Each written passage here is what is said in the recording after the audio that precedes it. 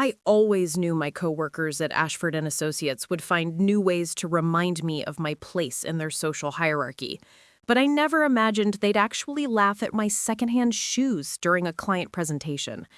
Sometimes the cruelest wounds come disguised as casual observations in corporate conference rooms. What happened next didn't just change that humiliating moment, it transformed the entire power structure of our firm forever. Before we jump back in, tell us where you're tuning in from, and if this story touches you, make sure you're subscribed, because tomorrow I've saved something extra special for you. My name is Rachel Morrison, and until 6 months ago, I was known as the charity case at one of Denver's most prestigious marketing firms. Not officially, of course. Nobody would dare use those words in front of HR. But the whispers in the break room, the sideways glances at my carefully mended blazers, and then not-so-subtle comments about my vintage wardrobe painted a clear picture of how my colleagues viewed me. The irony wasn't lost on me that I worked at a company built on image and perception, yet I was constantly judged for failing to meet their unstated dress code requirements. While my coworkers strutted around in designer suits and carried handbags worth more than my monthly rent, I navigated each day in outfits assembled from thrift stores and consignment shops, hoping my skills would eventually overshadow their fixation on appearances. Ashford Associates occupied the top 3 floors of the Meridian Tower, a gleaming testament to success in downtown Denver's financial district. The office buzzed with an energy that felt both exciting and exclusionary, depending on which side of the social divide you found yourself on. For me, it had become increasingly clear which side I occupied. My cubicle sat in what everyone called the economy section, a cluster of workspaces near the copy machines where junior associates and support staff worked. From there, I could see into the glass-walled offices of the senior partners, their spaces decorated with awards, expensive art, and photographs from exotic vacations. The contrast wasn't subtle, and it wasn't meant to be. Lindsay Hawthorne, the firm's creative director, had perfected the art of the backhanded compliment. She'd regularly comment on my resourcefulness in putting together professional outfits on what she assumed was a limited budget. "You're so creative with your styling choices," she'd say with a smile that never reached her eyes. "I could never pull off that, eclectic look." Then there was Trevor Ashford, the founding partner's son, who seemed to view my presence at the firm as an ongoing social experiment.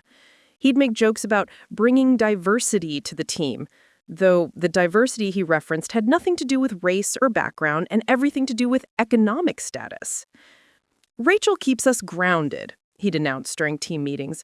"She reminds us what it's like for regular people out there." The comments stung, but not as much as the systematic exclusion from networking events, client dinners, and informal gatherings that happen after hours. "Oh, we didn't think you'd be interested," was the standard response when I'd discovered that the entire team had attended an industry conference or client reception without me. The subtext was always clear. These events required a certain level of financial investment in appearance that they assumed I couldn't afford. My apartment in the Riverside district reflected the careful budgeting that defined my life. The one-bedroom space was clean and functional, decorated with furniture rescued from estate sales and flea markets. I'd learned to find beauty in simplicity, to create warmth with creativity rather than expense. My neighbors, mostly young professionals and graduate students, appreciated my ability to stretch a dollar and often sought my advice on finding quality items on a budget. The truth was, I'd been living this way for so long that it had become second nature. After my parents died in a car accident during my senior year of college, I'd learned to navigate the world without the safety net that so many of my peers took for granted. The small life insurance payout had covered their funeral expenses and my final semester of tuition, leaving me to build my career from the ground up with nothing but determination and my marketing degree. What my coworkers didn't know was that I'd graduated summa cum laude from Colorado State University, had interned at 3 different agencies during college, and had consistently outperformed my peers in every metric that actually mattered: client satisfaction, campaign effectiveness, and revenue generation. My portfolio spoke for itself, even if my wardrobe apparently didn't. The daily indignities had reached a crescendo over the past few months. Lindsay had started assigning me to background roles in client presentations, claiming that my appearance might send the wrong message to luxury brand clients. Trevor had begun making jokes about my starving artist aesthetic during staff meetings, always followed by laughter from colleagues who seemed eager to align themselves with the partner's son. But it was Natalie Cross, the account executive who sat 2 cubicles over, who had perfected the most cutting form of workplace cruelty: performative concern. She'd regularly stage loud phone conversations about her shopping trips, her weekend getaways to Aspen, and her latest designer purchases, always ensuring I was within earshot. Then she'd turn to me with exaggerated sympathy and ask if I needed anything, offering to spot me for lunch or suggesting I might benefit from a makeover consultation with her personal stylist. The breaking point had been building for weeks, fueled by an upcoming presentation to Prestige Cosmetics, one of the firm's most lucrative potential clients. I developed the entire campaign strategy, conducted the market research, and created what I knew was innovative, groundbreaking work. Yet Lindsay had made it clear that I'd be presenting from a supporting role, while she took center stage in what she called appropriate client-facing attire. As I sat in my modest apartment that Sunday evening, reviewing my presentation notes and pressing my best blazer for what felt like the 100th time, I couldn't shake the feeling that something fundamental had to change. The constant erosion of my professional dignity had reached a point where my excellent work was being overshadowed by their fixation on surface-level appearances. I stared at the mirror in my small bedroom, taking in the reflection of someone who had learned to apologize for taking up space, who had internalized the message that financial struggles somehow diminished professional worth. The woman looking back at me was talented, educated, and capable, yet she'd been convinced to shrink herself to fit into a world that seemed determined to remind her she didn't belong. What I didn't know was that this upcoming presentation would become the catalyst for a revelation that would not only shatter their assumptions about my broke status, but would fundamentally alter the power dynamics at Ashford Associates forever. Sometimes the most transformative moments come disguised as our lowest points, and sometimes the universe has a way of correcting injustices in the most spectacular fashion imaginable. The stage was set for a confrontation that would expose not just the shallow cruelty of workplace classism, but the hidden truths that would change everything we thought we knew about success, worth, and the dangerous assumptions we make about people based on appearances alone. Preparing and narrating the story took us a lot of time, so if you're enjoying it, subscribe to our channel. It means a lot to us. Now back to the story. Monday morning arrived with the crisp bite of early October in Denver, and with it came the weight of knowing that today would determine the trajectory of my career at Ashford Associates. The Prestige Cosmetics presentation loomed ahead like a mountain I'd been preparing to climb for weeks, carrying with it the potential to either validate my capabilities or confirm my colleagues' whispered doubts about my place in their polished world. I arrived at the office an hour early, as had become my habit. The quiet corridors of the Meridian Tower felt different in the pre-dawn hours, stripped of their usual buzz of important conversations and clicking heels. Here, surrounded by the soft hum of computers and the distant rumble of the building's heating system, I could almost convince myself that talent mattered more than appearances, that substance could triumph over surface. My presentation materials were spread across my desk in meticulous order. 3 months of research, consumer behavior analysis, and creative strategy distilled into what I knew was the most innovative campaign concept our firm had developed in years. The Authentic Beauty initiative I'd crafted for Prestige Cosmetics didn't just sell makeup. It challenged the industry's fundamental assumptions about what beauty meant in an evolving marketplace. The irony wasn't lost on me that I, the woman my colleagues deemed insufficiently polished for client-facing roles, had developed a campaign celebrating authenticity over artifice. But that's exactly what made the concept powerful. I understood what it felt like to be judged by surface appearances, to have your worth measured by externalities rather than substance. Lindsay arrived precisely at 8:30. Her designer heels announcing her presence long before she appeared at my cubicle. She wore a cream-colored Chanel suit that probably cost more than my monthly rent. her blonde hair styled in the kind of effortless waves that actually required considerable effort and expense to achieve. "Rachel, darling," she said, the endearment somehow managing to sound both affectionate and condescending. "Ready for the big day? I hope you've prepared your supporting materials thoroughly. This client is particular about presentation standards." I handed her the comprehensive research packet I'd compiled, watching as she flipped through pages of consumer insights, market analysis, and creative concepts that had consumed my evenings and weekends for the past month. Her expression remained carefully neutral, though I caught the slight widening of her eyes when she reached the strategic recommendations section. "This is quite thorough," she admitted, and I detected a note of surprise in her voice. "I'll need to review everything before the presentation, of course. We can't afford any amateur mistakes with a client of this caliber."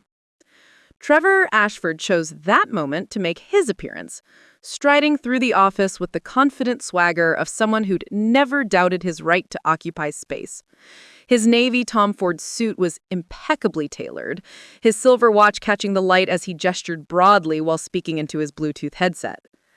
"Lindsay, perfect timing," he said, ending his call with a theatrical flourish. "I've just confirmed that Prestige is bringing their entire executive team for this afternoon's presentation. The CEO, Miranda Blackstone, will be personally attending. This could be the biggest account win of the quarter." My stomach tightened at this news. Miranda Blackstone was legendary in the industry, known for her razor-sharp intellect and her ability to see through superficial presentations to the strategic substance beneath. She'd built Prestige Cosmetics from a small boutique brand into a global powerhouse by consistently challenging conventional wisdom about beauty marketing. "Wonderful," Lindsay replied, though her smile looked slightly strained. "Rachel has prepared some interesting background materials. I'll need to refine the presentation approach to ensure we're putting our best foot forward." Trevor's gaze shifted to me for the first time, taking in my navy blazer from Target and the carefully chosen accessories I'd hoped would elevate my appearance to something approaching professional acceptability. His expression was equal parts amusement and concern. "Right, our resident bargain hunter," he said with a chuckle that made my cheeks burn. "I'm sure your research will be helpful for the background briefing, Rachel, but for the actual client presentation, we'll need to ensure the right aesthetic representation of our firm's brand values." The dismissal was clear, couched in corporate speak, but unmistakable in its intent.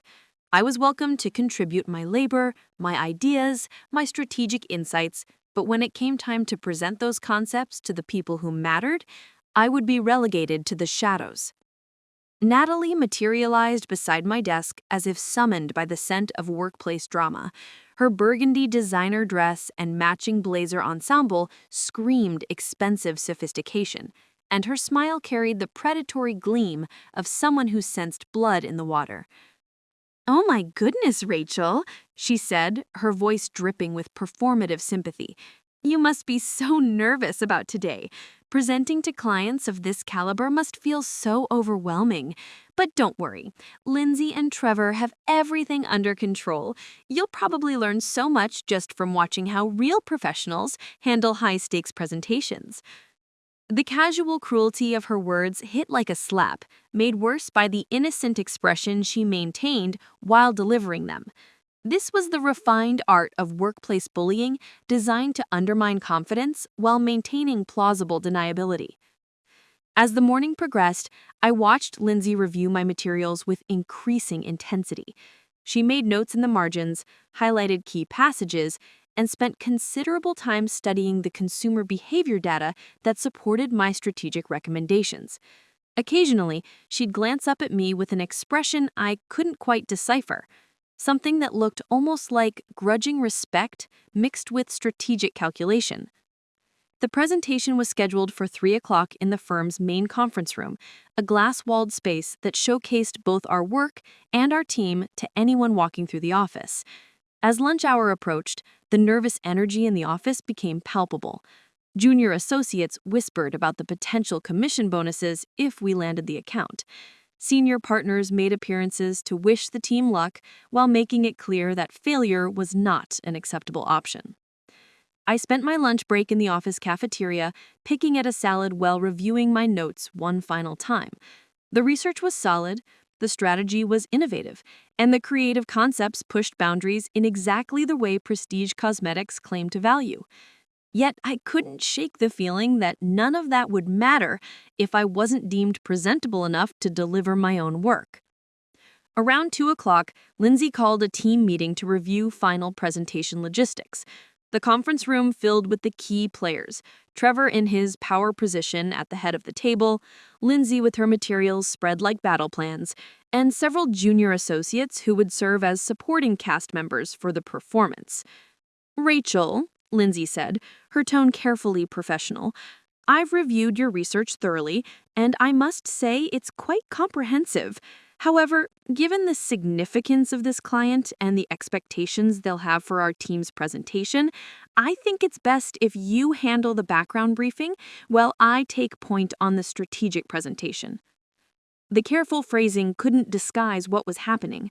My work, my strategy, my insights would be presented by someone deemed more suitable for client-facing responsibilities. I would be allowed to share the research that supported the conclusions, but the innovative thinking that tied it all together would be credited to Lindsay. "I understand the strategy inside and out. I developed every element of this campaign. Wouldn't it be more effective if I presented the full concept?" Trevor's laugh was sharp and immediate.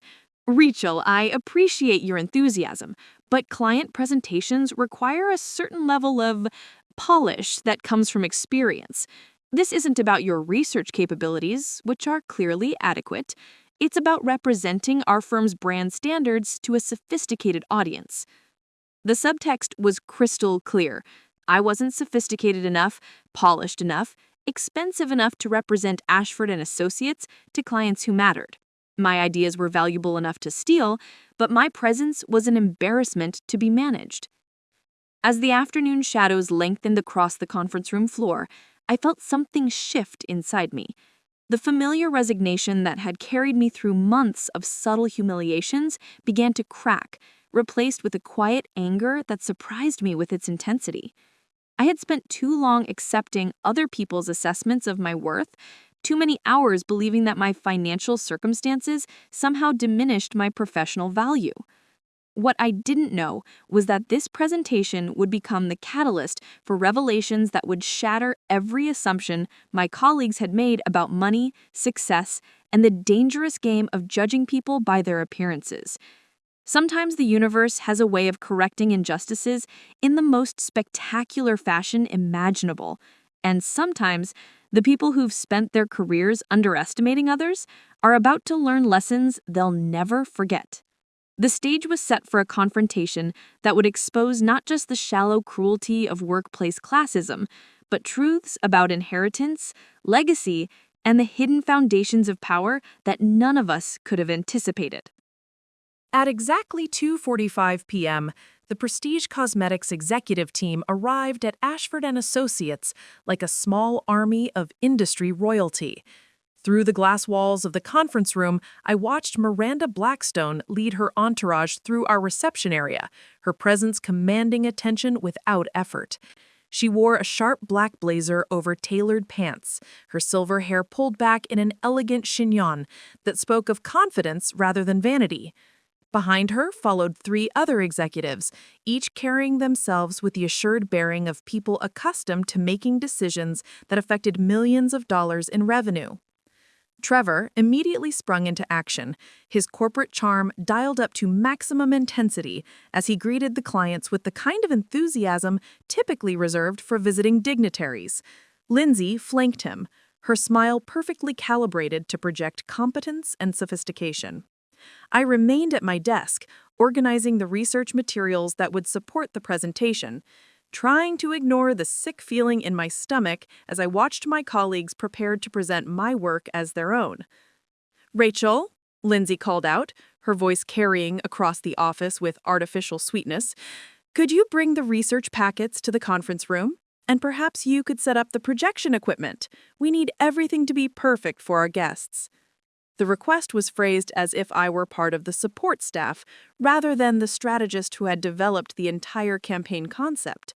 Several junior associates glanced in my direction, their expressions ranging from sympathy to relief that they weren't the ones being relegated to equipment duty during such a high-profile presentation. As I wheeled the projector cart toward the conference room, I overheard Trevor speaking to Miranda Blackstone about our team's collaborative approach to campaign development. "We believe in leveraging diverse perspectives," he said with practiced sincerity, while ensuring that our most experienced strategists guide the final presentation. The conference room had been transformed into a showcase of corporate professionalism. Fresh flowers adorned the mahogany table, premium water bottles were arranged at precise intervals, and the firm's awards and accolades were strategically positioned to catch the afternoon light streaming through the floor-to-ceiling windows. Everything was designed to impress, to convey success and sophistication.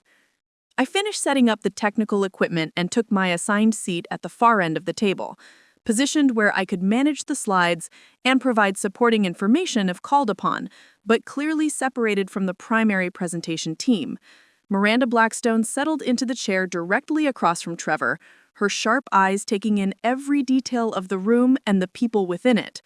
"Before we begin," she said, her voice carrying the authority of someone accustomed to cutting through corporate theater, "I'd like to understand who developed the strategic framework we'll be discussing today.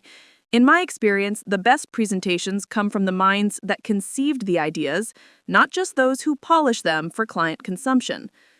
Trevor's smile never wavered, but I caught the slight tightening around his eyes that suggested the question had caught him off guard. "Absolutely, Miranda. This campaign represents the collaborative efforts of our entire team, with strategic oversight from our creative director, Lindsay Hawthorne, who has 15 years of experience in luxury brand marketing." Lindsay stepped forward smoothly, her presentation materials arranged with military precision. "Thank you, Trevor. The Authentic Beauty campaign for prestige cosmetics emerged from extensive market research and consumer behavior analysis that our team conducted over the past 3 months." As she began walking through the presentation, I recognized every insight, every strategic recommendation, every creative concept that I had developed during countless late nights and weekend research sessions. But hearing my work filtered through Lindsay's interpretation felt like watching someone else wear clothes tailored specifically for my body. The fit was close, but the nuances were wrong, the emphasis misplaced. "Our consumer research indicates a significant shift in beauty purchasing behavior among millennials and Gen Z consumers," Lindsay continued, advancing to a slide that displayed charts and graphs I had created. "These demographics are increasingly skeptical of traditional beauty advertising that promotes unrealistic standards." Miranda Blackstone leaned forward, her attention focused intently on the data. "This consumer sentiment analysis is quite sophisticated. Can you walk me through the methodology used to gather these insights?" Lindsay paused, glancing briefly in my direction before responding. "Our research team employed a multifaceted approach combining focus groups, online surveys, and social media sentiment analysis. The methodology was quite comprehensive." "Specifically, how did you control for response bias in the focus groups, and what sampling framework did you use to ensure demographic representation?" The questions were getting increasingly technical, drilling down into the methodological details that I had spent weeks perfecting. Lindsay's composure began to show hairline cracks as she struggled to answer questions about research she hadn't actually conducted. "Well, the sampling framework, we utilized industry standard protocols for demographic distribution," she said, her usual confidence wavering slightly. Trevor attempted to redirect the conversation toward broader strategic themes, but Miranda Blackstone seemed determined to understand the foundation underlying the campaign recommendations. Her questions became more pointed, more specific, clearly testing the depth of knowledge behind the polished presentation. "I'm particularly interested in this insight about authenticity versus aspiration in beauty marketing." She pointed to a key slide that summarized my central strategic argument. "This represents a fairly significant departure from conventional beauty advertising wisdom. What research specifically supports this counterintuitive positioning?" Lindsay looked increasingly uncomfortable as she attempted to explain research methodologies and consumer psychology theories that she had read about but hadn't actually developed. Her answers became vague, filled with marketing jargon that sounded impressive but lacked the specific insights that gave the campaign its innovative edge. From my position at the end of the table, I watched this painful performance with growing frustration. These weren't just abstract concepts being mangled. They were insights I had developed through careful analysis of consumer behavior patterns, cultural trends, and psychological research. Seeing them reduced to corporate buzzwords felt like watching someone butcher a piece of music I had composed. Natalie, who had somehow managed to insert herself into the presentation as a supporting team member, chose this moment to demonstrate her own brand of workplace cruelty. "Rachel," she said with exaggerated brightness, "since you handled much of the data compilation, perhaps you could clarify the sampling methodology for our clients." The request was designed to put me in an impossible position. If I remained silent, I would appear incompetent or unprepared. If I spoke up with detailed knowledge of the research, it would become obvious that I had played a much larger role in developing the campaign than my colleagues had suggested. All eyes turned toward me, and I felt the familiar heat of being singled out rising in my cheeks. Miranda Blackstone's gaze was particularly intense, her expression unreadable, but clearly evaluating. The sampling framework employed stratified random sampling across 4 metropolitan areas, I began, my voice steadier than I felt, with quotas established for age, income, education level, and brand usage patterns. We used a confidence interval of 95% with a margin of error of plus or minus 3.2%. The focus groups were conducted using projective techniques to minimize social desirability bias, and we validated our findings through triangulation with social media sentiment analysis using natural language processing algorithms. The silence that followed my explanation was profound. Miranda Blackstone's eyebrows had risen slightly, and I could see the wheels turning behind her sharp eyes. The level of technical detail and methodological sophistication in my response had clearly caught her attention, particularly given my supposed role as a data compilation assistant. Trevor's expression had shifted to something resembling alarm, while Lindsay looked as if she had swallowed something unpleasant. They had wanted me to provide just enough information to satisfy the client's questions, without revealing the true extent of my involvement in developing the campaign strategy. "Fascinating," Miranda said slowly, her gaze moving from me to Lindsay and back again. "And this consumer psychology framework that underlies the authenticity positioning, who developed that theoretical approach?" The question hung in the air like a sword of Damocles, waiting to fall on whoever dared to answer honestly. Her penetrating gaze moved slowly from Lindsay's flushed face to Trevor's carefully controlled expression, finally settling on me with unmistakable interest. "I developed the consumer psychology framework," I said quietly, the words escaping before my usual caution could stop them. The authenticity versus aspiration positioning emerged from my analysis of generational shifts in beauty consumption patterns, cross-referenced with psychological research on self-concept formation and social media's impact on identity construction. The reaction was immediate and electric.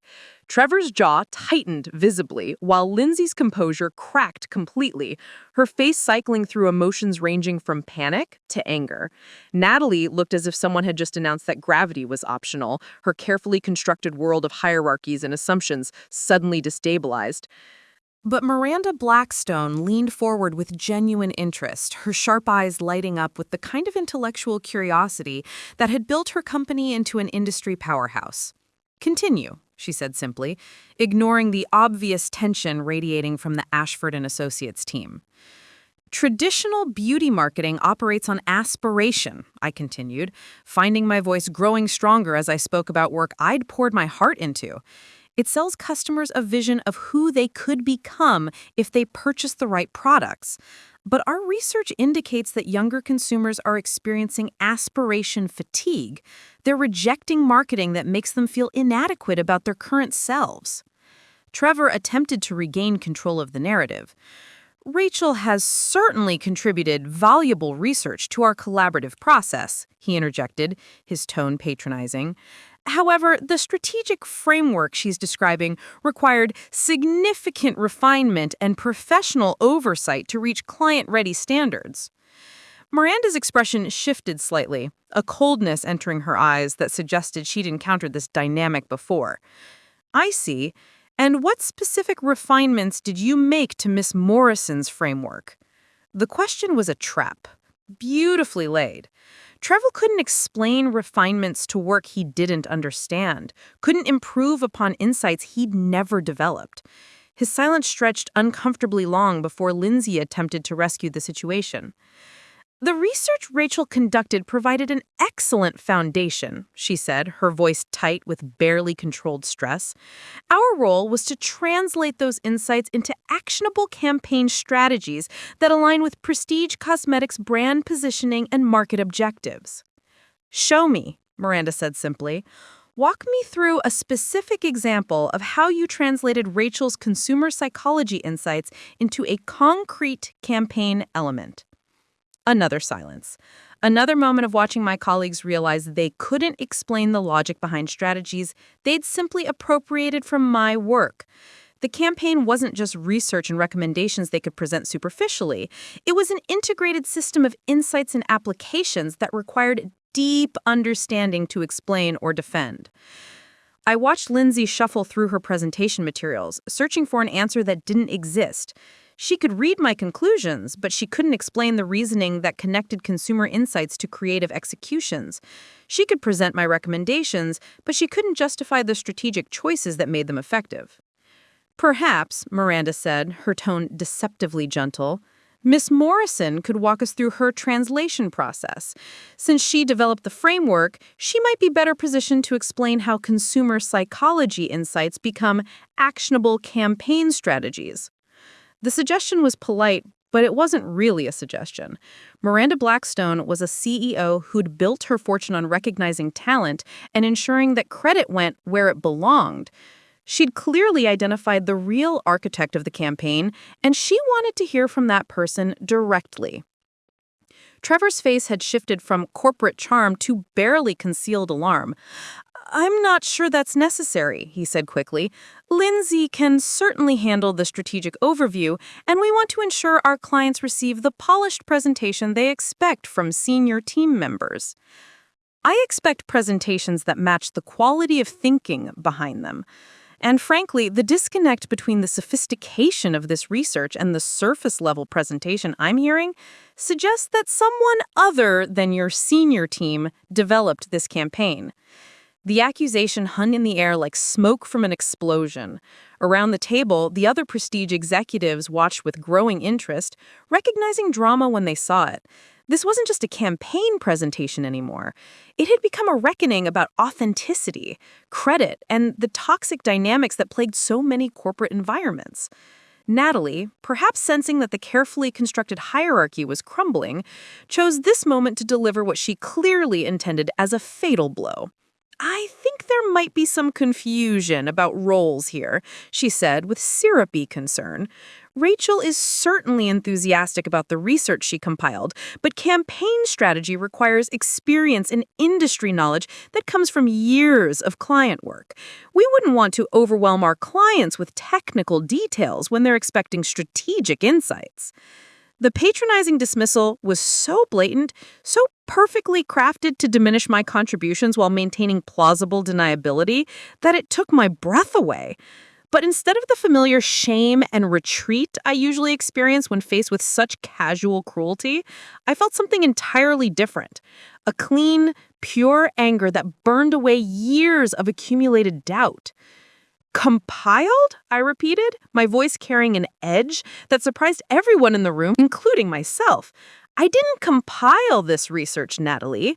I designed the methodology, conducted the analysis, developed the theoretical framework, and created every strategic recommendation you're attempting to present as collaborative work. Miranda Blackstone's eyebrows rose slightly, and I caught what might have been the ghost of a smile at the corner of her mouth. Please continue, Miss Morrison. The authenticity positioning isn't just a marketing message, I said, standing up from my designated spot at the end of the table and moving closer to the presentation screen. It's based on longitudinal studies showing that consumers age 18 to 34 are 73% more likely to purchase from brands that acknowledge their current reality rather than selling them aspirational fantasies. The campaign creative I developed leverages this by featuring real customers in authentic moments, celebrating beauty as it naturally exists rather than as it's artificially enhanced. I advanced the presentation slides, noting how my colleagues' carefully scripted talking points crumbled when faced with questions that required genuine understanding. The social media strategy integrates user-generated content that showcases authentic beauty experiences, creating community around shared reality rather than shared aspiration. The influencer partnerships focus on authenticity advocates rather than traditional beauty bloggers, specifically targeting individuals who've built platforms around self-acceptance rather than transformation. With each detail I provided, the gap between my colleagues' superficial presentation and the sophisticated thinking behind the campaign became more obvious. Trevor's face had shifted from annoyance to something approaching panic, while Lindsay sat frozen in her chair, clearly recognizing that her attempt to appropriate my work had spectacularly backfired. The retail integration strategy, I continued, pulling up financial projections I developed after weeks of market analysis, projects a 34% increase in customer retention within the first year, based on the psychological principle that customers form stronger brand loyalty when they feel accepted rather than judged by marketing messages.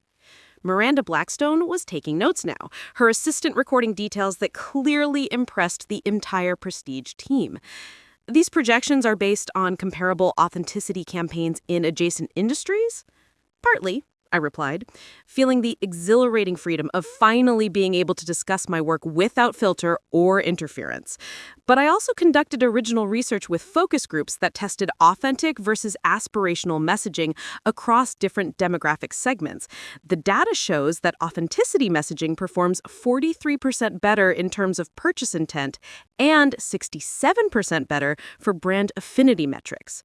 Ms. Morrison, said the Prestige marketing director, speaking for the first time during the presentation, this research methodology is exactly the kind of innovative thinking we've been looking for. The integration of consumer psychology with practical campaign strategy is remarkable. Trevor made one last desperate attempt to regain control. Of course, this represents the culmination of our entire team's collaborative efforts, he said, his corporate training kicking in even as his credibility crumbled. Rachel's research contributions were certainly valuable, but the strategic framework required senior oversight to ensure client readiness.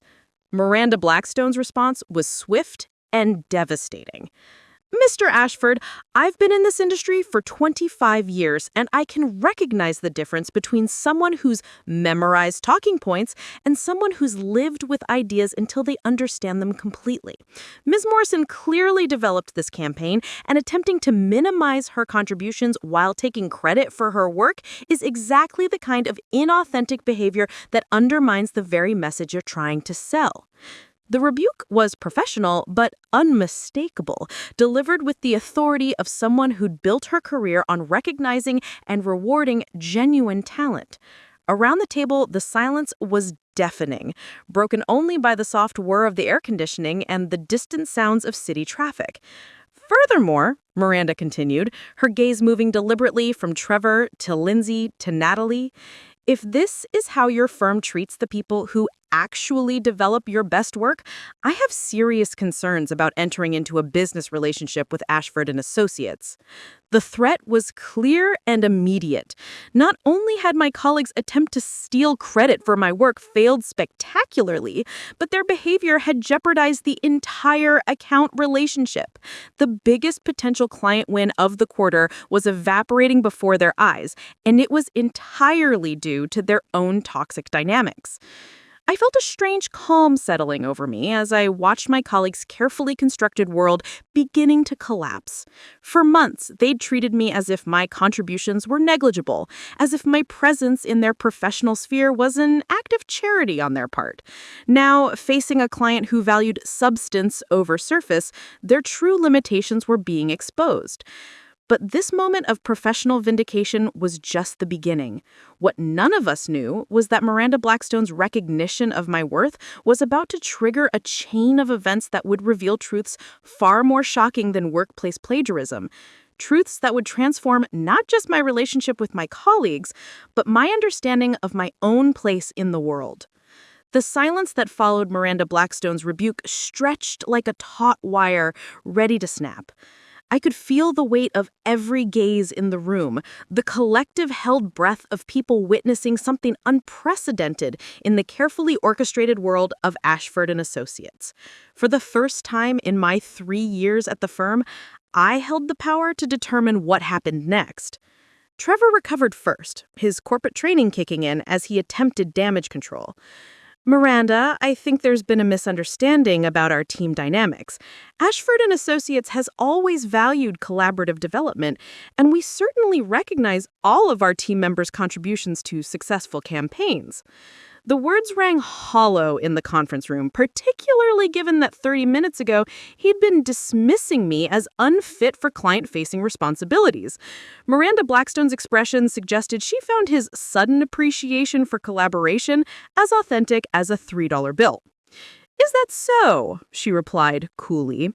"Then perhaps you can explain why Ms. Morrison was seated at the end of the table like support staff when she clearly developed the most innovative campaign strategy my team has seen in months."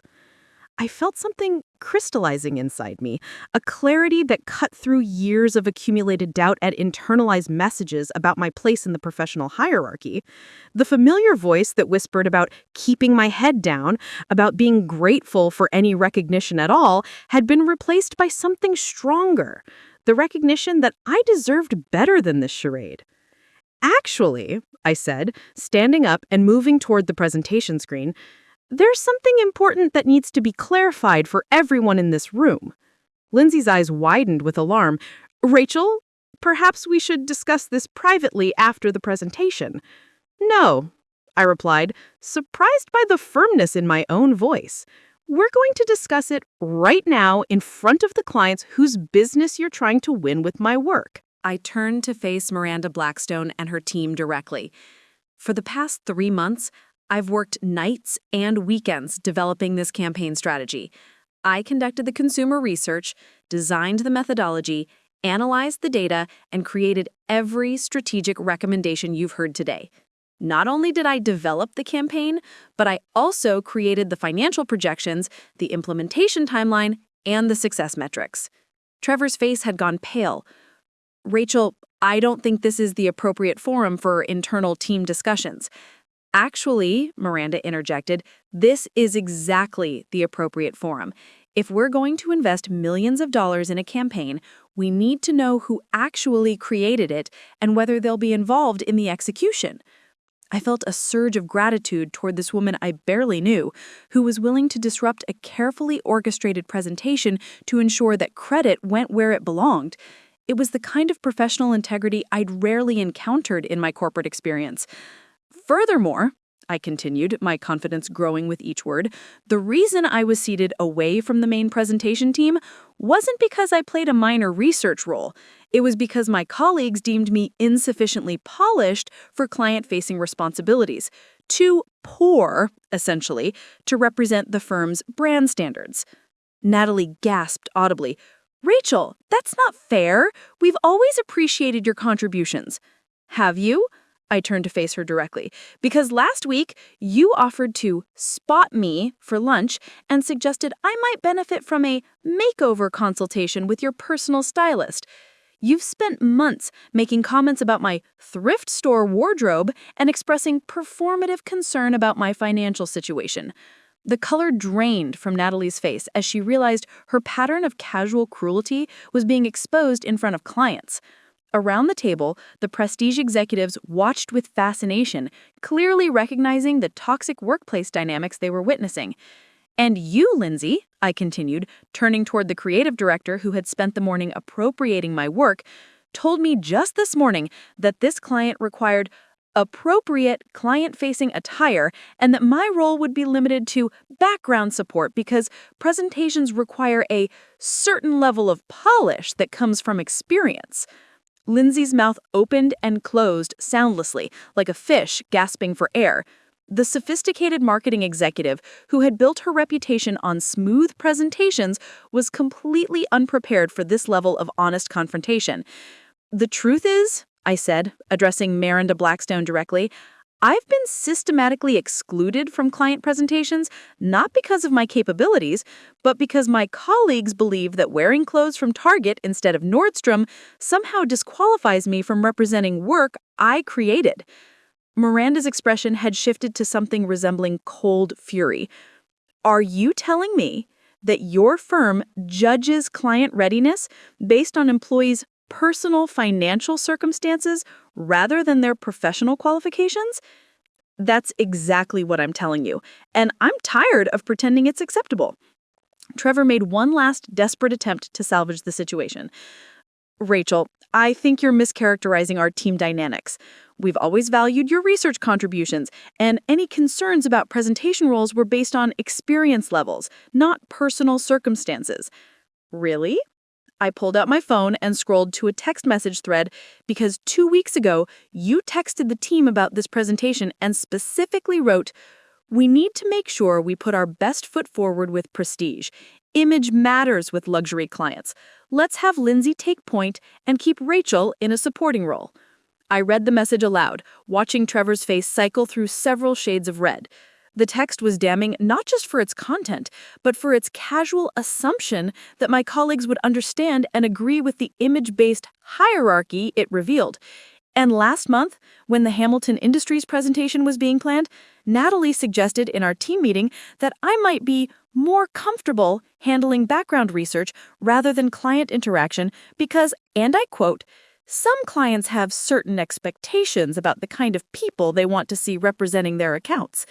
Natalie looked as if she wanted to disappear into her designer blazer.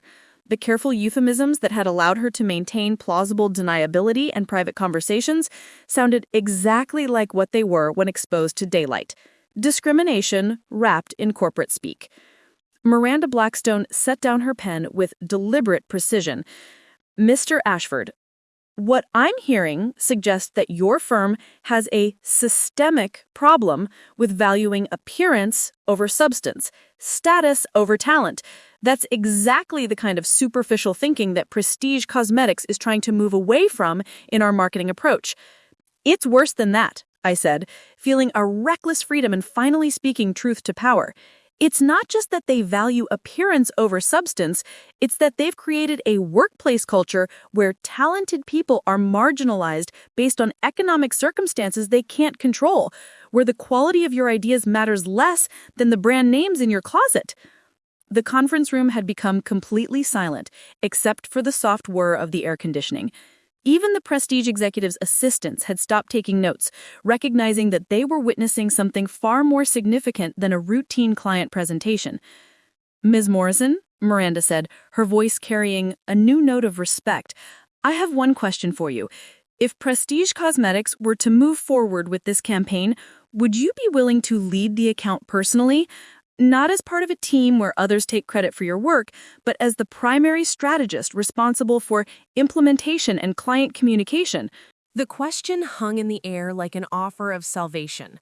Around the table, I could see the shock on my colleagues' faces as they realized that the client was essentially bypassing the entire Ashford Associates hierarchy to work directly with me.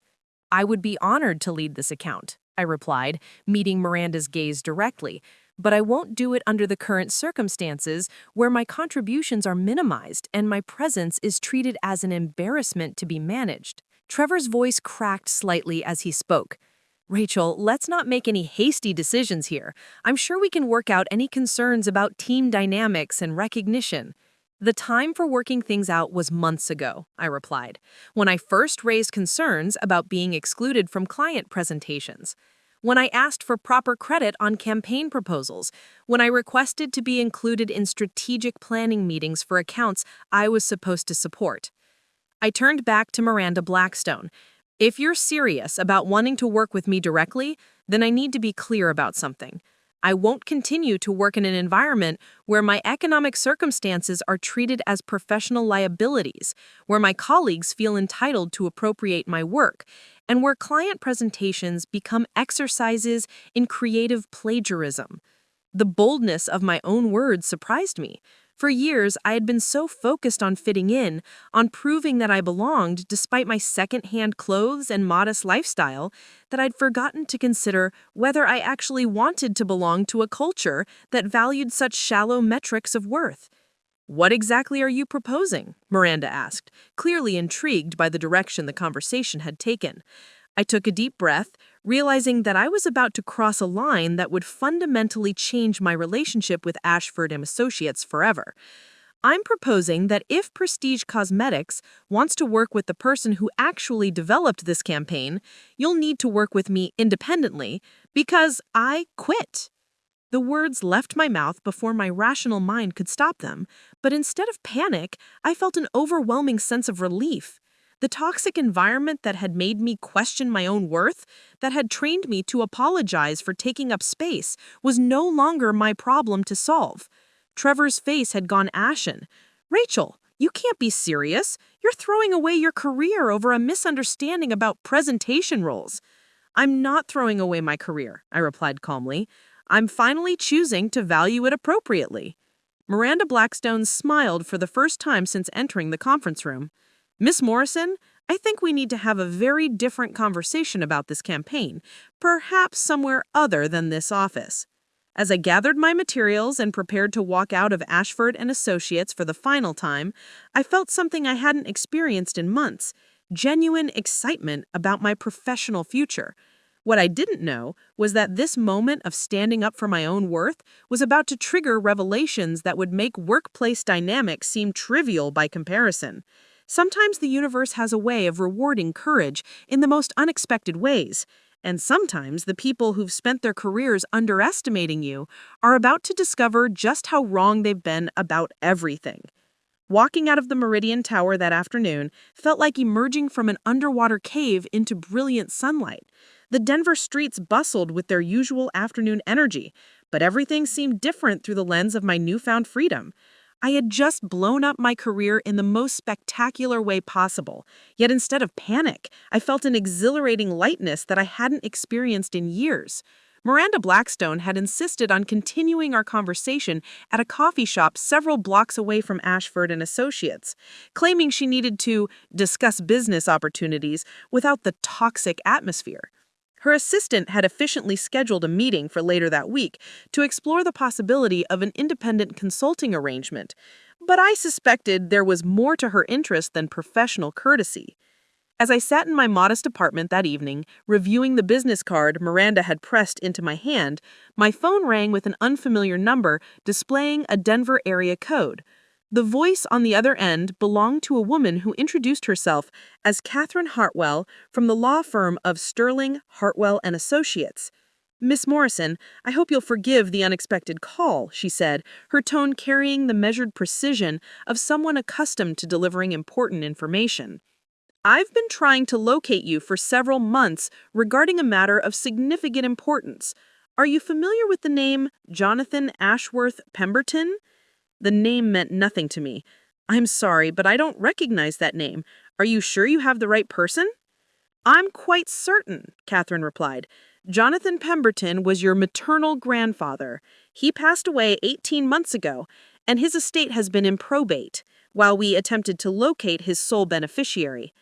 I sank into my second-hand armchair as if the ground had shifted beneath me. "That's impossible. My grandfather died when I was 12.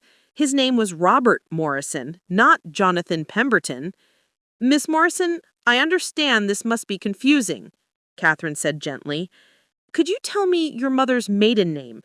"Sarah Elizabeth Morrison," I replied automatically, then paused.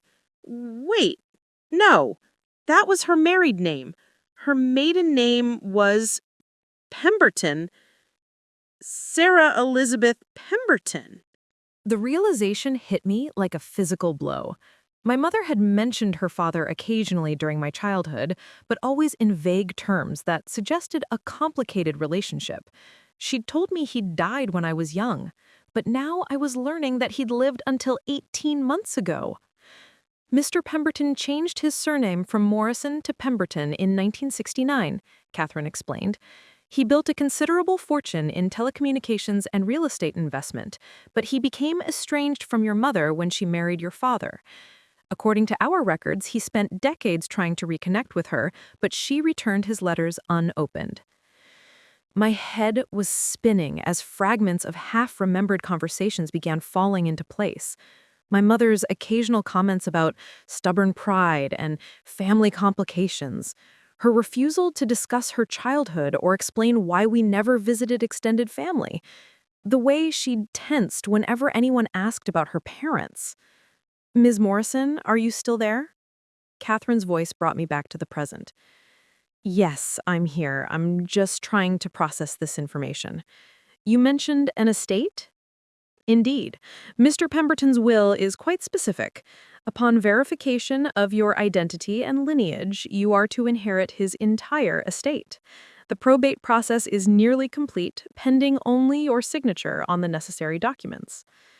The careful way Catherine was delivering this information suggested there was more to come. How significant is this estate we're discussing? A pause that seemed to last forever. Ms. Morrison, the total value of your grandfather's estate, including real estate holdings, investment portfolios, and business interests, is approximately $812 million. I nearly dropped the phone. The number was so large, so incomprehensible, that my brain simply refused to process it. $800 million? More money than I could spend in several lifetimes. More money than I'd even known it was possible for one person to accumulate. That can't be right, I managed to say. 800 million? Are you certain? Quite certain. Mr. Pemberton built Pemberton Communications from a single radio station in 1971 into one of the largest privately held media companies in the western United States. When he sold the company in 2018, he invested the proceeds in a diversified portfolio that has continued to grow substantially. The irony was so sharp it was almost painful. While my colleagues at Ashford Associates had spent months mocking my secondhand clothes and modest lifestyle, I had been the unknowing heiress to a fortune that dwarfed their combined net worth by orders of magnitude. Why now? Why didn't he reach out while my mother was alive? Why didn't she tell me about any of this? Catherine's sigh was audible through the phone. According to Mr. Pemberton's personal papers, your mother refused all contact after her marriage to your father. He hired private investigators to keep track of her life from a distance, ensuring she was safe and well, but respecting her wishes for no direct communication. When your parents died in that car accident, he desperately wanted to provide for you, but your mother's will specifically requested that you be raised by her sister rather than any members of the Pemberton family. Another piece of the puzzle clicked into place. My Aunt Jennifer, my mother's sister, had always been vague about family history. She'd raised me with love and devotion, but whenever I'd asked about grandparents or extended family, she'd deflected with comments about complicated family situations and old grudges that were better left alone. Mr. Pemberton respected those wishes during your minority, but he updated his will to ensure that you would inherit everything upon his death. He left detailed instructions that you were to be found and informed of your inheritance only after you'd had the opportunity to establish your own identity and career, free from the influence of his wealth. The timing was almost supernatural. Just hours after I'd walked away from a job where I'd been diminished and undervalued because of my perceived financial circumstances, I was learning that I was one of the wealthiest individuals in Colorado. Ms. Morrison, I know this is overwhelming, Catherine said gently. Perhaps we could meet tomorrow to discuss the details? There are numerous properties, investment accounts, and business interests to review. The inheritance also includes a personal letter from your grandfather that he wrote shortly before his death. I agreed to meet the following morning, though I spent the rest of the evening in a state of surreal disorientation. Every object in my carefully budgeted apartment seemed to mock me with its modest necessity. The furniture I'd rescued from estate sales, the clothes I'd mended and remended, the grocery store coupons organized in my kitchen drawer. All artifacts of a life built on careful financial management when I had unknowingly been the heir to a massive fortune. But perhaps the most disorienting aspect wasn't the money itself, but the realization that my grandfather had been watching over me from a distance, tracking my achievements and struggles, while I'd believed myself to be entirely alone in the world. Catherine had mentioned that his files contained newspaper clippings of my college graduation, copies of academic awards I had received, and even documentation of my work at Ashford Associates. The next morning, I sat in the plush offices of Sterling Hartwell and Associates, signing documents that transferred ownership of assets I was still struggling to comprehend. Real estate holdings that included a penthouse in downtown Denver, a ranch in Aspen, and vacation properties in 3 different states. Investment portfolios managed by teams of financial advisors, a foundation dedicated to educational initiatives that bear my family name. Catherine handed me a sealed envelope with my name written in careful script. "Your grandfather's final letter," she explained. "He updated it regularly over the years, but this version was written just 2 months before his death." The letter, written on heavy cream paper in fountain pen ink, was both heartbreaking and illuminating. "My dearest Rachel, if you are reading this, then you have already demonstrated the strength and integrity that I always hoped you would inherit from our family. I have watched your life from afar, and I am immensely proud of the woman you have become. Your mother's pride prevented our reconciliation, but it also protected you from growing up with the burden of inherited wealth. You have learned to value work, creativity, and authentic relationships, qualities that money cannot buy, but often corrupts. The fortune I leave you is significant, but I trust you will use it wisely because you understand what life is like without it. Do not let others diminish you because of your circumstances, whatever they may be. You are worth more than they can imagine, in ways that extend far beyond financial measures." As I finished reading, Catherine cleared her throat delicately. "There's one more matter we should discuss. The inheritance includes controlling interest in several businesses, including a small marketing firm that Mr. Pemberton acquired 3 years ago as an investment property." My blood went cold. "What's the name of the marketing firm?" "Ashford Associates," she replied, consulting her documents. "I believe you're familiar with the company?" The revelation hit me like lightning. My grandfather hadn't just left me a fortune. He'd left me ownership of the company where I had been systematically mistreated and undervalued. My colleagues who had mocked my Baroque status, who had stolen credit for my work, who had deemed me insufficiently polished for their precious client presentations, they had all been working for me without knowing it. "Miss Morrison," Catherine continued, seemingly unaware of the bomb she had just detonated, "as majority owner, you'll need to make some decisions about the management structure and strategic direction of the firm. The current management has been adequate, but perhaps not optimal given the company's potential." I thought about Trevor's patronizing dismissals, Lindsay's theft of my creative work, Natalie's performative concern about my financial circumstances. They had all spent months treating me as if I were lucky to occupy space in their professional world, when in reality, they had been fortunate to keep their jobs in mine. The universe, it seemed, had a sense of both justice and irony that exceeded anything I could have imagined. What my former colleagues didn't yet know was that their broke former coworker was about to become their biggest problem, not because I was vindictive, but because I finally had the power to demand the workplace standards of respect and integrity that they had never been willing to provide voluntarily. Sometimes the most powerful revelations come not just in what we discover about ourselves, but in how those discoveries will transform the relationships and power structures that once seemed immutable. The real reckoning was just beginning. For 3 days I said nothing. I processed paperwork with Catherine Hartwell's team, met with financial advisors who spoke in hushed, reverent tones about portfolio diversification and tax implications, and tried to wrap my mind around the fact that I could buy and sell most Fortune 500 companies without making a significant dent in my newfound wealth. But mostly, I sat in my modest apartment, surrounded by thrift store furniture and clearance rack clothing, and contemplated the nuclear bomb I now held in my hands. The bomb was simple. I owned Ashford Associates. Not just a stake in it, not just partial ownership, but controlling interest in the company that had spent months treating me like an unwelcome charity case. Every dismissive comment from Trevor, every condescending lecture from Lindsay, every performative act of concern from Natalie, it had all taken place in a building I now owned, directed at a person who could fire them all with a phone call. On Thursday morning, my phone rang with a number I recognized. Ashford Associates' main line. The voice on the other end belonged to Jessica, the receptionist who had always treated me with genuine kindness, despite my obvious position at the bottom of the office hierarchy.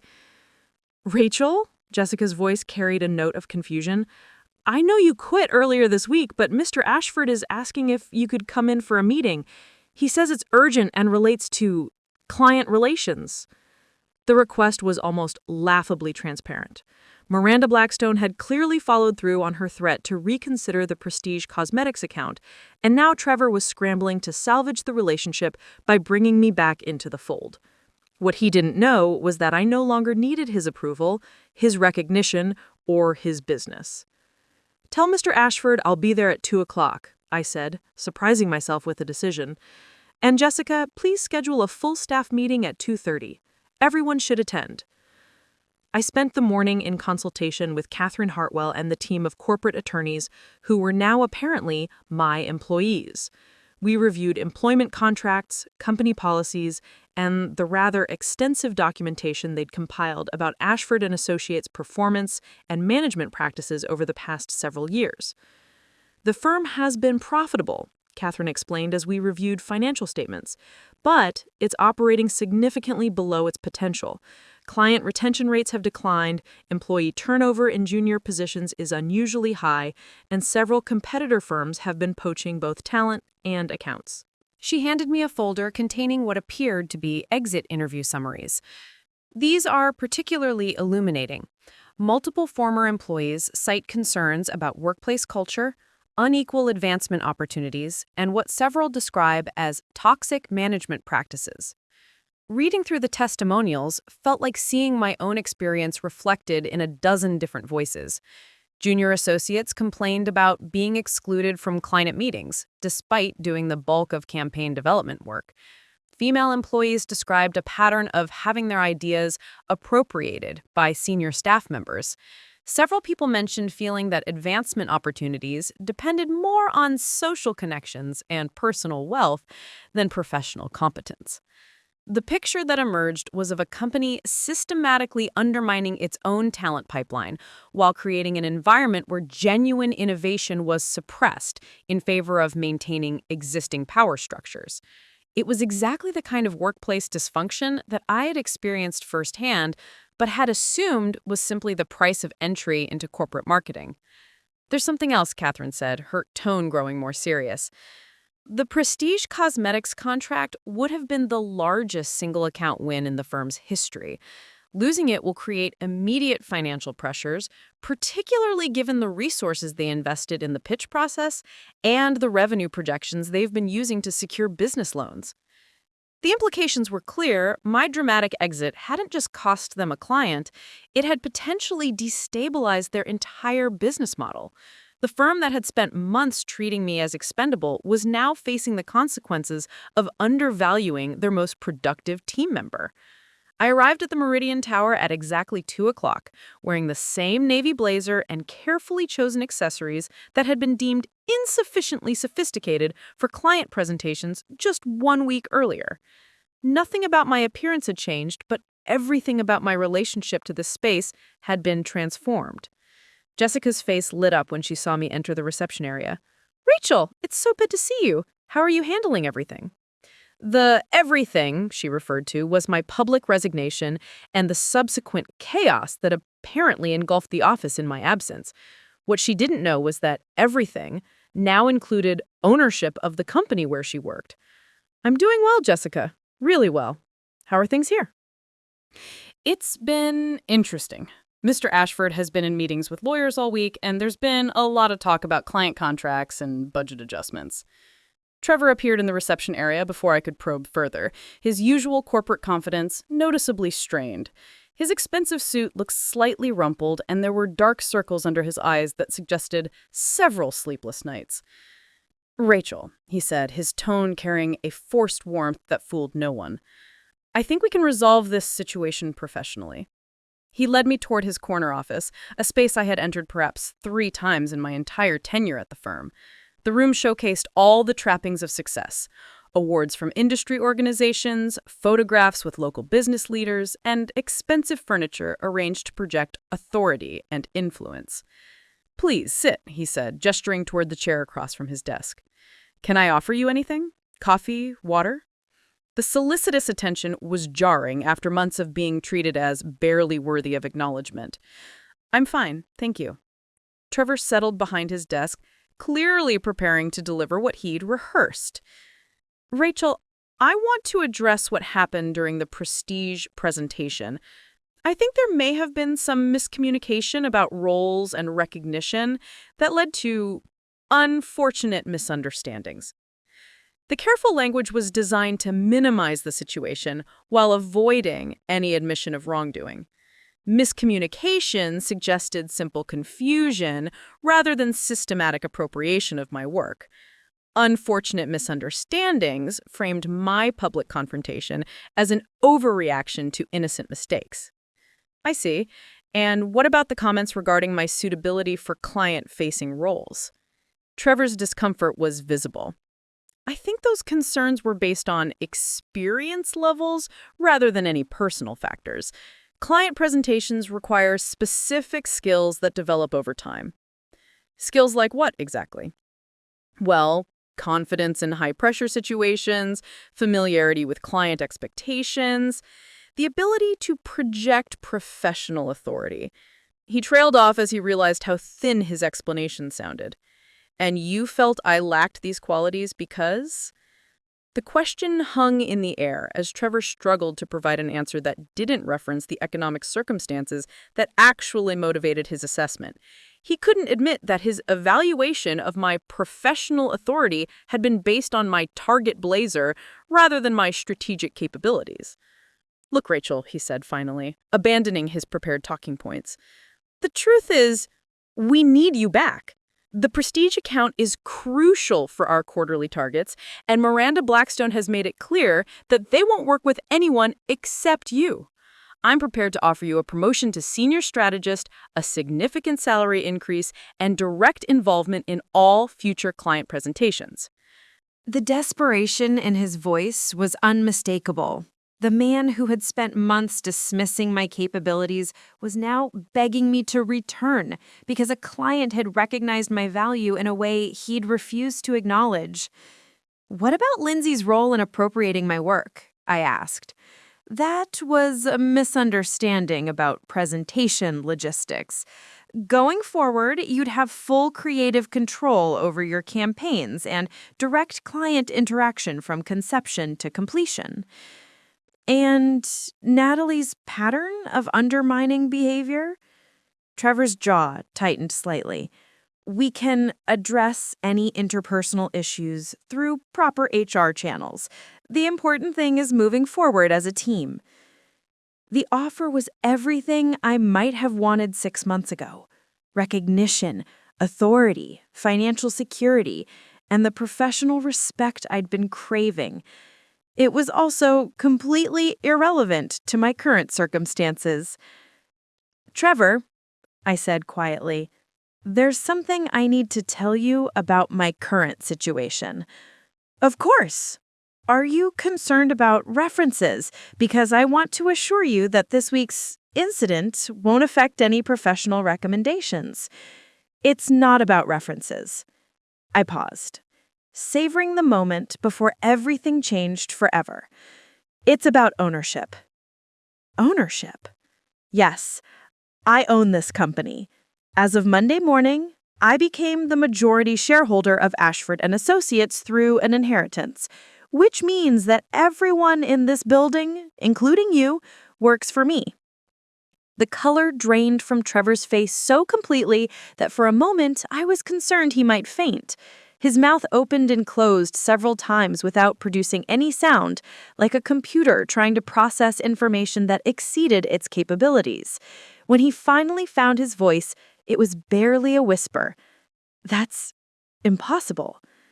I have the paperwork in my bag if you'd like to see it, along with documentation about employee performance reviews, client satisfaction metrics, and the rather concerning pattern of talent retention problems this firm has experienced under current management. Trevor stared at me as if I had spontaneously transformed into an entirely different species. The power dynamic that had defined our relationship for 3 years had not just shifted, it had been completely inverted in a way that neither of us could have imagined. Now, I continued, I believe we have a staff meeting to conduct. There are some changes coming to Ashford Associates, and I think everyone should hear about them directly from me. The reckoning was about to begin. The main conference room at Ashford Associates never felt smaller than it did at 2:30 that Thursday afternoon. Word of an all-hands meeting had spread through the office like wildfire, generating the kind of nervous energy that typically preceded major layoffs or company restructuring announcements. Employees filed in with the wary expressions of people expecting bad news, their conversations reduced to anxious whispers. I stood at the head of the table where, just 1 week earlier, Miranda Blackstone had exposed the toxic dynamics that had defined my experience at this firm. Today, I occupied that space not as the marginalized researcher relegated to the corner, but as the person who would determine the future of everyone present. Lindsay entered with her usual air of controlled sophistication, though I noticed the slight tremor in her hands as she arranged her notebook and pen with unnecessary precision. Natalie followed close behind, her designer ensemble as impeccable as ever, but her eyes darting nervously between me and Trevor, clearly sensing that something significant was about to unfold. The junior associates and support staff filled the remaining seats, their faces reflecting a mixture of curiosity and concern. These were the people who had always treated me with genuine kindness, who had never made my financial circumstances a source of amusement or professional judgment. Looking at them now, I felt the weight of responsibility that came with power, the obligation to use it wisely rather than vindictively. Trevor cleared his throat, attempting to regain some semblance of authority despite the bombshell I had just detonated in his office. Thank you all for joining us on short notice. We're here today to discuss some important developments regarding company structure and personnel matters. His carefully chosen words couldn't disguise the underlying panic in his voice. Around the table, I could see employees exchanging glances, trying to decode the subtext of what they were hearing. Actually, I said, standing up and moving to the front of the room, I think it would be more appropriate if I addressed the staff directly, since these changes originate from decisions I've made as the new majority owner of Ashford Associates. The silence that followed was so complete that I could hear the faint hum of the building's ventilation system. Every face in the room registered the same sequence of emotions: confusion, disbelief, and then slowly dawning comprehension as they processed what I had just announced. Jessica, the receptionist, was the first to find her voice. "Rachel, did you just say you own the company?" "I did. As of this week, I inherited controlling interest in Ashford Associates through my grandfather's estate, which means that all of you are now my employees, and I have some observations about how this company has been operating." Natalie's face had gone pale beneath her carefully applied makeup. "This has to be some kind of mistake. You can't just inherit a company." "Actually, you can. especially when your grandfather was Jonathan Pemberton, who acquired this firm 3 years ago as part of a diversified investment portfolio worth approximately $800 million. The number hung in the air like a detonation. I watched as comprehension dawned across the faces of people who had spent months commenting on my thrift store wardrobe and modest lifestyle. The woman they had dismissed as financially inadequate was revealing herself to be wealthier than any of them had ever imagined possible. 800 million? Lindsay repeated slowly, as if testing whether the words might make more sense the second time. You're saying you inherited $800 million? Among other assets, yes. But right now, I'm more interested in discussing the performance and culture issues that have been plaguing this company under current management. I moved to the whiteboard where presentation slides were typically projected, picking up a marker and writing 3 words in large, clear letters: respect, integrity, accountability. Over the past 3 years, I continued, I've had the unique opportunity to observe this company's operations from the perspective of someone who was systematically undervalued and marginalized. Today, I'd like to share those observations with all of you. Trevor attempted to interrupt. Rachel, perhaps we should discuss these matters privately rather than in a public forum. No, Trevor. These issues have been conducted in public forums, in client meetings where my work was presented by others, in team discussions where my contributions were minimized, in hallway conversations where my financial circumstances were treated as sources of entertainment. If the problems were public, the solutions will be public as well.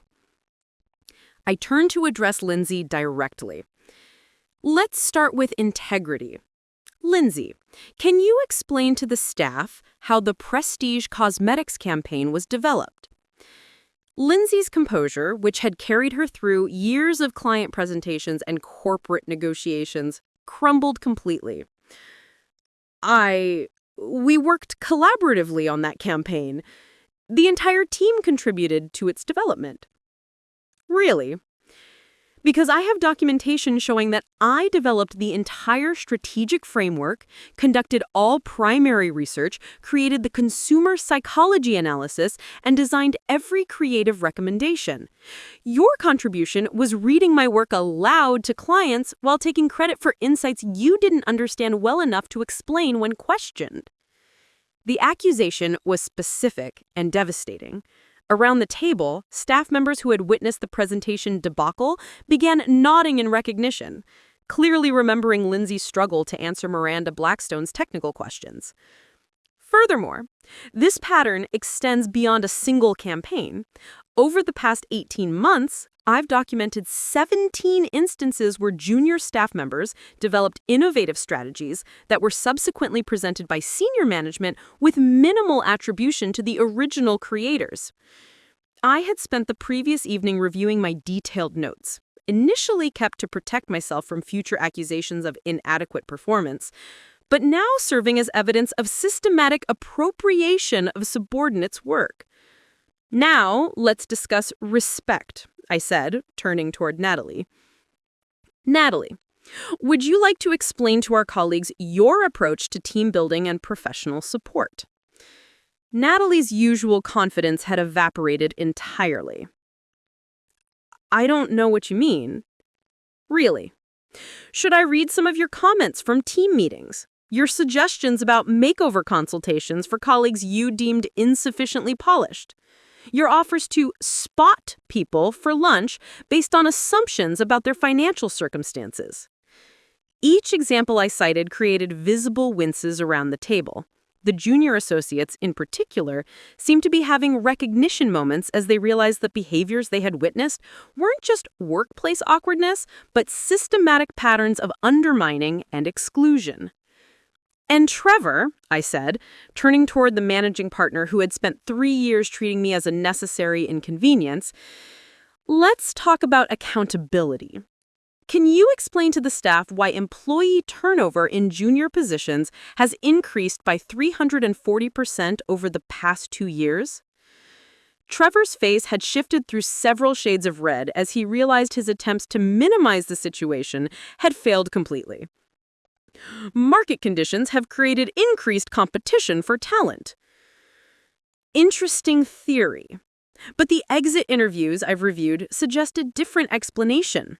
Shall I read some direct quotes about management practices and workplace culture? The threat was clear, and Trevor's expression suggested he was beginning to understand the full extent of the documentation I possessed. As the new owner, I had access to HR records, performance evaluations, and confidential feedback that painted a damning picture of leadership dysfunction. The reality, I continued, addressing the entire room, is that this company has been systematically wasting its most valuable resource, the talent and creativity of its employees. Instead of fostering innovation and recognizing genuine contributions, management has created an environment where advancement depends more on social connections and economic status than professional competence. I paused, allowing the weight of my words to settle. That changes today. Moving back to the whiteboard, I began outlining specific policy changes: transparent attribution for creative work, merit-based advancement criteria, and zero tolerance for harassment based on personal economic circumstances. Each point I wrote represented a direct response to the toxic behaviors I had experienced and documented. Additionally, there will be immediate changes to the management structure. Effective immediately, I'm assuming the role of Chief Executive Officer. Trevor will transition to a consulting role while we evaluate his fit for continued leadership responsibilities. Lindsay will move to a Senior Account Coordinator position with creative authority transferred to team members who actually develop campaign strategies. The announcements landed like physical blows. Trevor's carefully constructed corporate identity was crumbling in real time, while Lindsay faced the humiliation of being demoted in front of colleagues who had witnessed her appropriation of others' work. "What about Natalie?" asked Marcus, one of the junior associates who had often been on the receiving end of her condescending behavior. I looked directly at Natalie, who was gripping her pen so tightly her knuckles had gone white. Natalie will have the opportunity to demonstrate whether she can contribute to a workplace culture based on respect and collaboration rather than social hierarchy and economic discrimination. Her continued employment will depend on her ability to adapt to these new standards. The message was clear: change or leave. The toxic behaviors that had been tolerated or even encouraged under previous management would no longer be acceptable under my leadership. "I want to be clear about something," I said, addressing the room as a whole. "This isn't about revenge or personal vendetta. It's about creating a workplace where talent is recognized regardless of economic background, where innovation is rewarded rather than appropriated, and where professional success is determined by contribution rather than social status." Jessica raised her hand tentatively. "What does this mean for the rest of us? The people who weren't involved in these issues?" "It means opportunity," I replied. "It means that your ideas will be heard, your contributions will be recognized, and your advancement will be based on your capabilities rather than factors beyond your control. It means working for a company that values authenticity over appearance, substance over status symbols." As the meeting concluded and employees filed out with expressions ranging from excitement to shock, I realized that this confrontation had been about more than just correcting workplace injustices. It had been about fundamentally redefining what success looked like, what leadership meant, and how organizations could either nurture or destroy the human potential within them. The old Ashford Associates had died that afternoon. What would be born in its place remained to be determined, but it would be built on foundations of respect, integrity, and accountability that no amount of inherited wealth could purchase. Values that had to be chosen, implemented, and maintained through daily actions rather than quarterly profits. The real transformation was just beginning. 6 months later, I stood in the same conference room where my professional life had nearly been destroyed, watching a very different kind of presentation unfold. Marcus, the junior associate who had once cowered under Natalie's condescending remarks, was confidently presenting his innovative social media strategy to a room full of clients and colleagues who hung on his every word. The campaign he developed had already exceeded its projected engagement metrics by 200%, earning recognition from industry publications and generating new business inquiries from competitors eager to understand our secret. The secret, of course, wasn't really a secret at all. It was simply what happened when talented people were allowed to develop their ideas without fear of having them stolen, when advancement was based on contribution rather than connections, and when workplace culture prioritized substance over status symbols. The transformation of Ashford Associates hadn't happened overnight. In those first weeks after my confrontation with the senior management team, the office had felt like a construction zone where the old structures were being torn down while new foundations were being laid. Some employees had thrived in the changed environment, blossoming when freed from the oppressive hierarchy that had stifled their creativity.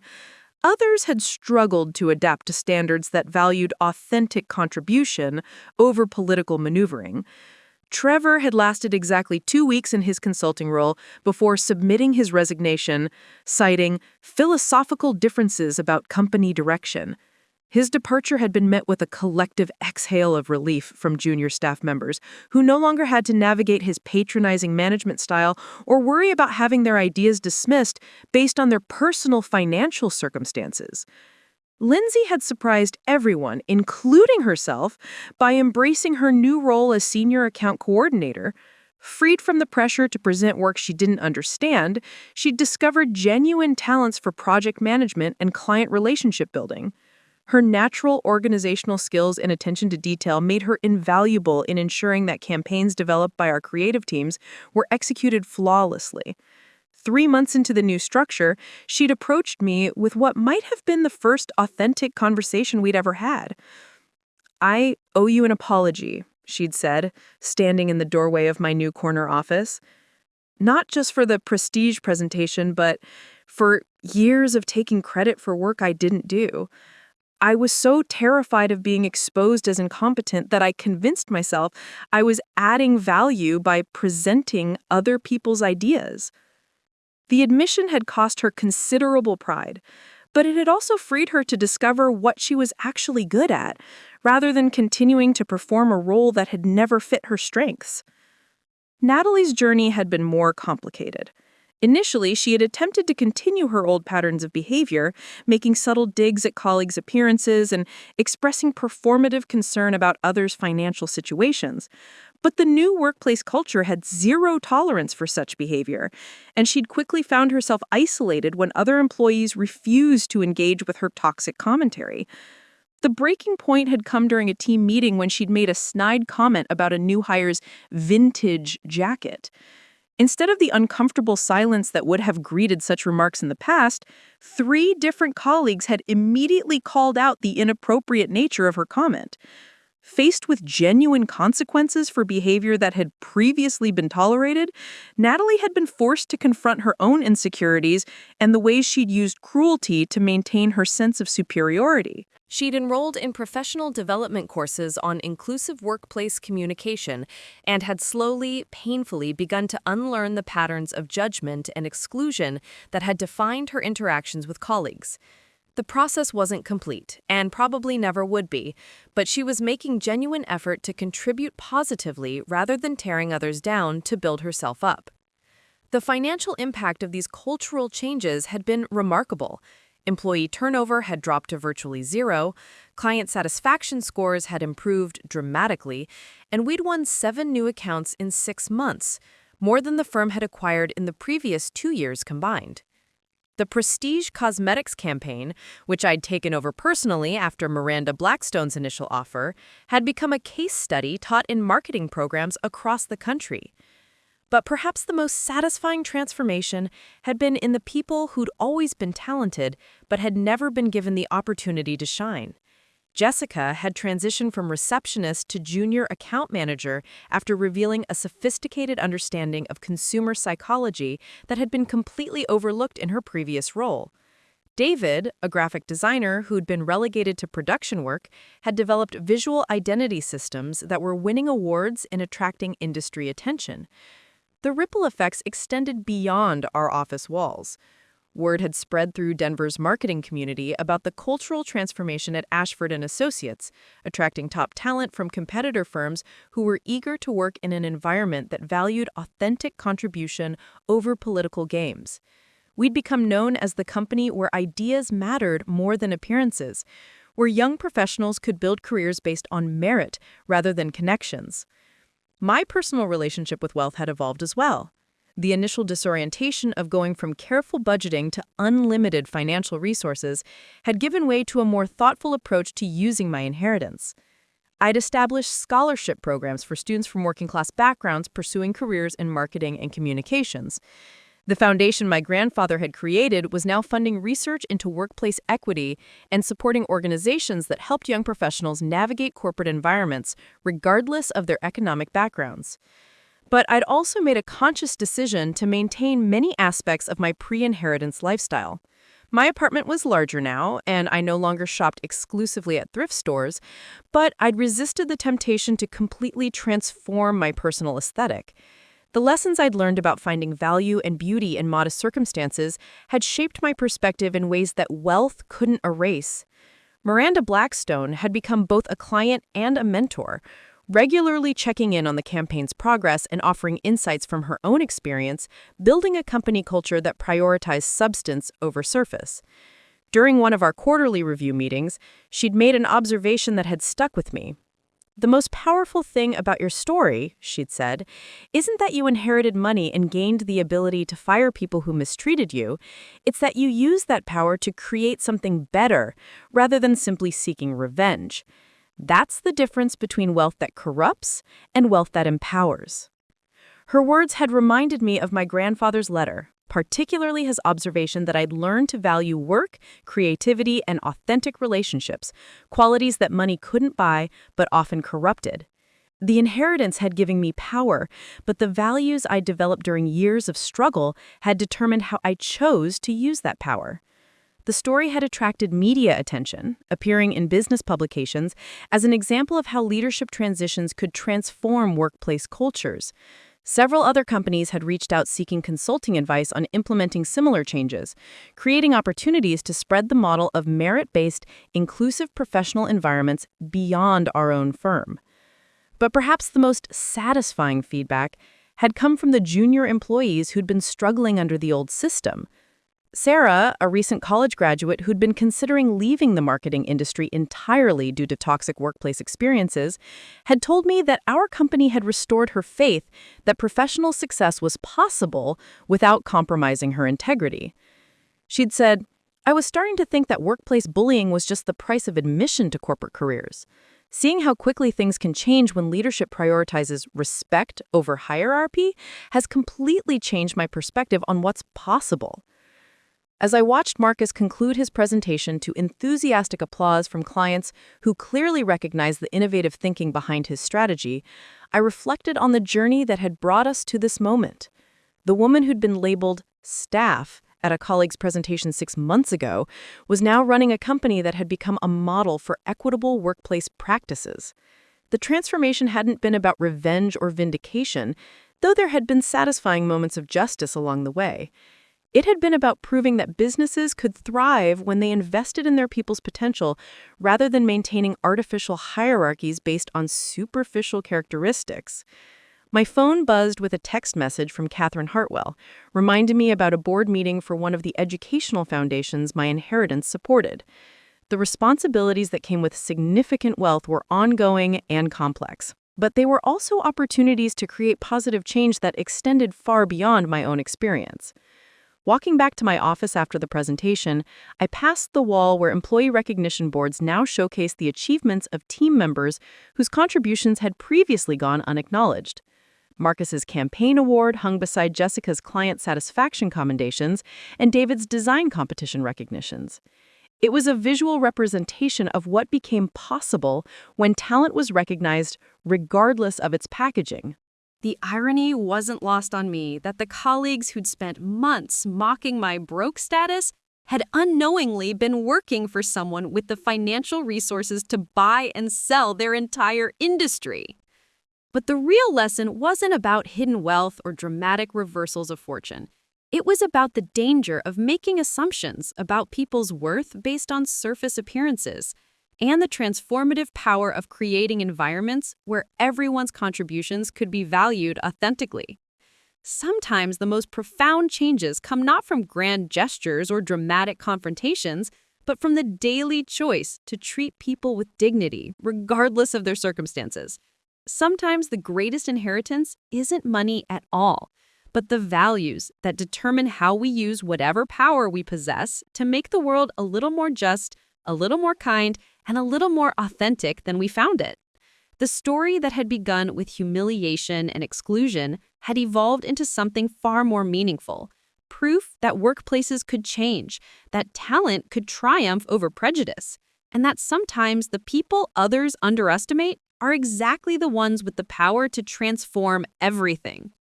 Up next, you've got 2 more standout stories right on your screen. If this one hit the mark, you won't want to pass these up. Just click and check them out.